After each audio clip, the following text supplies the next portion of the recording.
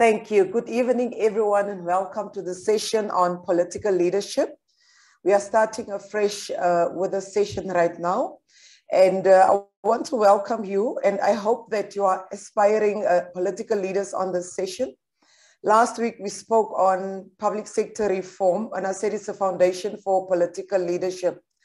I particularly am very passionate about leadership in general.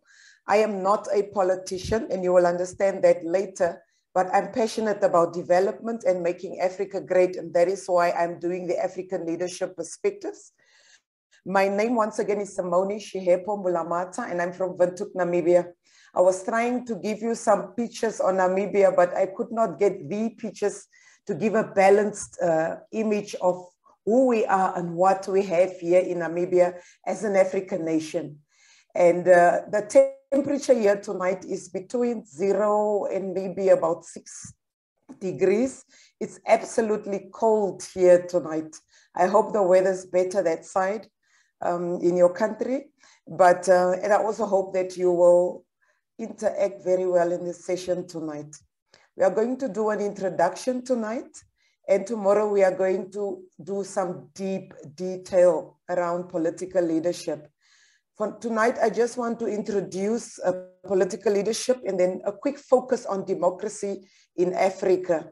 And if you are an individual that are in an office or an aspiring an office, then you can just type something in the chat box so that we can read it later. So our outline is very simple. Defining politics, and then we say something about African leadership and democracy. And tonight, as I said, I will just speak to you. So in political leadership, and with a focus on Africa in general, politics is defined as a distribution of power within and amongst society. I'm giving you a definition because foundation is very important. Politics also speaks of the exercise of power, the exercise of authority, and the making of collective decisions, the allocation of scarce resources, and the the practice of deception and manipulation. This is a definition of politics, but I do not agree with all the definitions. But as individuals here, you may look at everything here and you can decide. Because in my definition of politics, it's not allocation of scarce resources, it is allocation of resources, and you will understand later. There are different definitions or different contexts. If you look at it in governance or in government, the definition says politics comes, or let me first say, politics as the art of government. Some definition speaks of politics as the art, but the art of government, how governance is taking place. Now, the word politics comes from the Greek word polis, like we speak of policy, meaning everything that concerns a city or a state. So politics can be defined as the study of a state or the way a state is run. It aims at purposes, the institutions by which those are going to be realized, its relations and its individual members, and with other states, underlining with other states. In other words, our relations, our external relations as well. It is also defined as the study of the government, a collection of officers who make or interpret and enforce rules for the whole community. Now remember, I want us to underline, I said earlier, issues around power, but I also said issues around authority. There is a difference between power and authority. And as individuals that want to understand politics, you need to understand the difference between power and authority. Another definition of politics speaks of politics being looked as public affairs. The public sector then being regarded as political, where we say the private sector is considered as non-political. I don't know what it's like in your country, but in my country, they're looking at private sector as non-political. What this definition is saying is politics is essentially a public activity and it does not take place in private sphere of life. It does not have right to infringe upon private affairs and private institutions. And where that is said, that is run in such a manner. But if you look at public and private, you can determine for yourself, because in our nations, we have what we call parastatals or state-owned enterprises, where there's a corporate component and there is a government component. And we are going to look at that as well. And then politics can also be looked at, or is also looked and defined in the context of conflict resolution. Some political scientists see conflict as the essence of politics. What are we saying? They see politics as a particular means of abolishing conflict by compromise, by conciliation, by negotiation, and rather than through force, so that people can live in a reasonable harmony with one another. The art, they said, is the art of finding peaceful resolutions to conflict through compromise and the building of consensus. And that is why I said earlier, they see conflict as the essence of politics. Why do they see conflict as the essence of politics? Because we're looking at individuals that are being governed from different backgrounds, different cultures, different needs, different thoughts, different desires, and they have a common goal. But because they are coming from so many different angles, the angles within itself speaks of conflict. There are conflicting positions, conflicting thoughts and ideas, conflicting cultures. And in order for us to supply and to lead and to guide and to provide for such groups, we need to address conflicts. And that is why we say the presence of conflict is the essence of the politics. And these are some of the definitions of politics. And it's important for us to understand it in context. It's important for us to understand that there are different ways in which individuals are looking at it, because when we go into leadership, especially political leadership, you are either at one of these angles and one of these definitions will be dominant in your approach. Politics as power is another contextualized definition of politics. Politics occurs, this definition speaks of politics occurs when there are differentials in power. This suggests that any social relationship which involves power differentials is political. You know, we have this tendency of saying that there's too much politics in office. It's simply the differentials, the power differentials that we want to refer to. In my country, if we leave the public sector because of issues around what is happening and we go to private sector, we use the term, there is too much politics.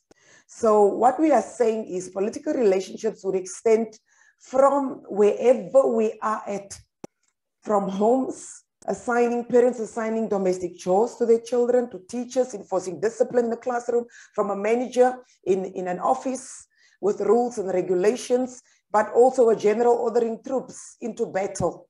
So this is a sociological description of politics as power. What are we saying? We are saying power is the ability to make another person or other people to do whatever you want them to do, either by threat or by sanctions or through manipulation. So politics is in essence power. That is what this definition of politics is saying. The ability to achieve a desired outcome through whatever means. We said either through threat or sanctions or through manipulation. Or there can be other means in which you can achieve that which you want individuals to do. Politics is the defining characteristics of all human groups. What we are saying is politics does not only take place within institutions of the state, but also occurs in the private sphere of life. Now, remember earlier we said some people say it is the art of studying governance or of governance issues, but now we are bringing it back home. So what are we saying? We are saying that every everything we do, every step we take, whatever we do involves politics. So that in a nutshell, just around the definition of politics, to give you just a quick definition of politics. Now, understanding politics. I've put here a picture of a young person looking at Africa, and I just imagine the view this individual has of Africa. And based upon that, I was looking at different opinions of different people. One of the issues that we learn from the definitions, the few I've given to you, there are millions and billions of definitions, but the few I've given unto you this evening is telling you that my definition of politics could be based upon my experience of politics at a particular point in time. If I have never experienced the power angle of politics, then I will not define it in that context. If I've never experienced the corruption angle of politics, I cannot define it in that context.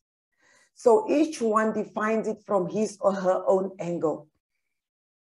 What are we saying? Somebody said politics is defined as the incompetent leading the stupid. Now that sounds insulting, but that makes sense for the individual who said that. That is somebody's experience. Another individual's experience said politics is war without bloodshed. Well, war is politics with bloodshed. That's Mao Zedong, and I think we all know him. It's a famous Chinese leader, historical Chinese leader, and he said it is war without bloodshed, while war itself is politics with bloodshed. And I want us to hold on to such a definition as well. Another individual made a joke out of it, and that individual said the word politics, poly, which means many or multiple, and ticks means blood-sucking parasite. I think we all know about this blood-sucking parasite that is on the skin of some dogs or some animals, some of our cattle, and so on. So that is the parasite. So they say polyticks. Now this individual must have had an experience of blood-sucking parasites, you know, in the true sense of the word, and decided that this is what politics is all about. We do, however, have Nelson Mandela that we are all familiar with, who said, "For to be free is not merely to cast off one's chains, but to live in a way that respects and enhances the freedom of others." So he then describes politics to us as enhancing the freedom of others and respecting the freedom of others. And that is where the issue of human rights comes in. We always say where my rights end, the next person's rights start, or where the next person's right ends, my rights start. But what he is actually telling us, what that means is respect for individual rights and also enhancing the freedom of others. And what he's telling us, if each one live to enhance and respect others and enhance others' rights, then we will all be free. And that is where he defines, or he speaks of politics. He also says, we need to build a legacy. What is building a legacy in the context that Nelson Mandela left behind for us? He says, I dream of an Africa which is in peace with itself. An Africa which is in peace with itself. What I've given you tonight is mindset around politics. Mindset around politics. Now, we cannot change anything in Africa as it is today if we do not change the mindset around the way things are in Africa today. And the change of mindset starts with ourselves. And that is why when I call myself a change agent, I need to change issues around my mindset, around the way I see politics, or the way I live politics, or the way I guide and lead within politics before I can say we make the change. Nelson Mandela was a forerunner of building legacy. And that is what we want to talk about during the next 3 days when we speak of politics, when we speak of democracy, and we speak of an Africa which is in peace with itself. Now, in my house, we are always looking at what is happening on a daily basis in Ukraine and in Russia. We study what is happening, and we are joking amongst ourselves. We see all the different countries joining NATO, and we are asking ourselves, where are the troops? Where are the African troops? Are we ready? But then we also tell ourselves, peace within ourselves. We start there first before we can go outside and help anybody else. And that is what we need as individuals. If you are here, you are aspiring leader, you want to be in office one day, or you are preparing yourself for taking up political positions, start with the self. Let us look at the African leader. In African leadership, I want us to think of someone who is guiding and directing on the course, serving as a channel or a catalyst, and has commanding authority or influence within a group. And why I put this in the context of an African leader, yes, we talk about it in leadership, but in African leadership, we are looking at different levels of leadership. This individual wants to be looked at as a servant to the nation, servant to the clan, a servant to the tribe, a servant to the community or group. What am I saying? We're talking of servant leadership if we want to talk of an African leader.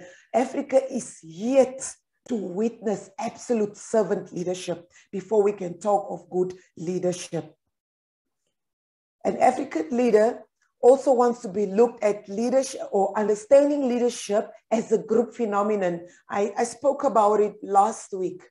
We must understand it is a group phenomenon. That is why we are a democracy. Leadership always involves interpersonal influence or persuasion. It involves people, it involves groups. You need to use your influence to guide groups of people through a certain course of actions or toward the achievement of a certain goal. We've got so many needs in Africa. And if we understand that it is a group phenomenon, we should be able to understand then how do I delegate? How do I exercise power in order to empower others? An African leader should be goal-directed. And we are looking at an African leader as an individual who plays a significant role in the life of a group, as I said, as a tribe or a community. Now, the issue of tribe needs to be underlined because many times when people take up office, they forget about their tribes. Are we still together? Yes, we are. Yes, we are. Yes, we are. Yes, we are together. Thank you. Now, to continue with African leadership, what am I saying? Without effective leadership, Africa will never be able to overcome its challenges or achieve its full potential and protect itself from environmental and human exploitation. We are experiencing so much exploitation, human exploitation, environmental exploitation, and we have so much potential. But we have so many challenges that we need to overcome. And I believe we are all sitting here as leaders or prospective leaders of Africa in whichever area you are operating with a sentiment of addressing these issues in different angles. Democracy in Africa. I want to speak about democracy in Africa. Most African countries have failed democracy. Now, if we can, we need to change the face of democracy in Africa. Preparation is important, and this preparation can come through role modeling, it comes through mentoring, and through passing on the baton, passing on power, passing on leadership, but also leaving a legacy.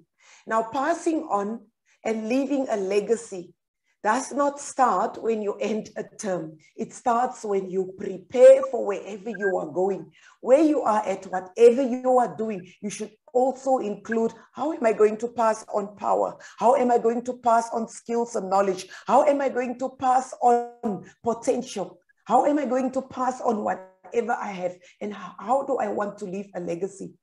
Many of us are sitting here and are struggling with the issues that we are struggling with, even the mindsets, because we have been robbed by, let me say, parents and ancestors and whoever went before us, and they never left a legacy. And that is why many of us need to understand what it truly means to leave a legacy. We need to understand. The discourse that we are all facing is we all want change. We realize that we need change. But our concept of change is to displace leaders, but we do not prepare for what is left behind. Now, I always warn individuals that want to take up office. The best way to take up leadership or to take up office is to look at what is happening in leadership, what is good and what is not so good. And then you take that which is not good and you discard it. You take the good out of what is happening and you need to build on that. If you don't do that and you feel you can displace someone, you will discover you have displaced just a 10% of another person's potential, but the 90% that brought the individual into power, you cannot live up to. And at the end of the day, you are the failed leader. And that is why we have this failure in legacy, failure in the chain of leadership in Africa. We need to understand what we are going for if we say, if I have to be in that office, I can do a better job. Now, what I'm saying is we love to prepare, but we need to are we preparing for the opposite of what we are witnessing today? And if we say we are preparing for that, how are we preparing? It is not a matter of talking. It is not just a matter of holding public meetings. It's not just a matter of, protests. It's not just a matter of such. It's not just a matter of establishing an organization or another party. No, it is way beyond that. It is practical. It is doing what has been invested in you with every little bit of potential inside of you at your level, with the mindset that should it happen that I get into power one day, there will already be something that someone will see that they can build on in order for them to get onto that same level. So I'm speaking of democracy in Africa. Why do I believe that there is a younger generation than the current generation that should lead Africa? I'm not saying that will lead Africa, that should lead Africa, that ought to lead Africa, that should lead Africa. We need to develop leaders for industry. We are in an era where we need thought leadership. Every individual being a leader in his area of industry, including political office. The reason why political office bearers fail, they only look at politics. And I want you to understand, do not only look at policy, how policy works and how to sit in office. Now to drive those Bentleys that they are driving and whatever cars are there. No, it's beyond that. Within you is something that will drive you to run the mining industry in your nation, to run the agriculture industry in your nation, to run the energy sector in your nation. And that is where the thought leadership comes in. So you take that thought leadership knowledge and skill and savvy that you have, and you combine it with the political knowledge, the political insight that you have, and you combine it with your leadership knowledge and skills that you get in a course like this, and then you can say, you can now start planning step by step as a young person. And why am I saying young people? I'm referring to young people in terms of age, but individuals that are ready for office, but they have not yet been there. You may not be in your 20s or your 30s anymore. You could be in your 40s and ready, prepared, or preparing for office. Now, 60% of the African population is under 25 years. In 2020, the median age was 20 years. Africa is the world's youngest continent. Now, having Africa as the world's youngest continent, there is no way we can say older people should continue to take the lead without involving the young people in a meaningful way. Africa as the poorest examples of quality leadership. And African presidents fail to meet retirement age. What am I seeing? You keep on seeing repeatedly when African presidents get to a stage where they need to leave office, they change the constitution. And the constitution says they must reign until they die. And then Africa is the hub of survival to the world, whether we like it or not. During COVID-19, Africa had the lowest statistics apart from South Africa. Secondly, now when you see with wars in Europe breaking out, all roads lead to Africa. You even hear that UK is willing to bring migrants back to Rwanda. And it might be a very political thing, a very confusing thing, but it tells you about the value of Africa at this point in time. And who are the individuals that is going to take the lead in everything that we need in Africa? It's the younger generation. And the question is, do we see it in the light of the way we need to do it? And where are the young people? Where are the young people? That is my question. So remember, we are the hub of survival to the world. I am not talking history only. History is important. And as young people, I want you to go back and dig into history, because the history given in books is not just the history. There's some detail that you need to understand around the history. Be curious about what happened in the past. Be curious, because the Western world was built on the back of the Africans. It's the Africans that has done the work, the practical work of what we see today. But also, they have left behind with us a lot of knowledge and skills that we can tap into to continue to now build Africa. And Africa is still the hub of survival to the world. And you will see that anything that happens in the world, what I always say is, during the time of COVID-19, I don't know if your country has experienced it in the way we have experienced it, but we were so used to some of these struggles and these sufferings that other countries has witnessed for the first time in their history. So who could survive the longest under these circumstances? It's Africa. Once again, Africa. Now, democratic governance in Africa is control of a group or an organization by the majority of its members. I'm now talking democracy. In most African nations, multi-party democracy is changing face. And I will explain to you why I'm saying that. The majority of the members control the group, and multi-party democracy is active and it is evolving. In some of our nations, we now have independent candidates that can stand for presidency, they can stand for regional government, they can stand for local government. And in my nation, it's happening as well. We've got young people that are standing up and they are office bearers. They have won elections and they're standing in office. And then a nation is governed by the whole population. That is also what democracy is telling us. And people have authority to choose. Authority to choose. In other words, they are mandated to choose. And the leaders are chosen by the people.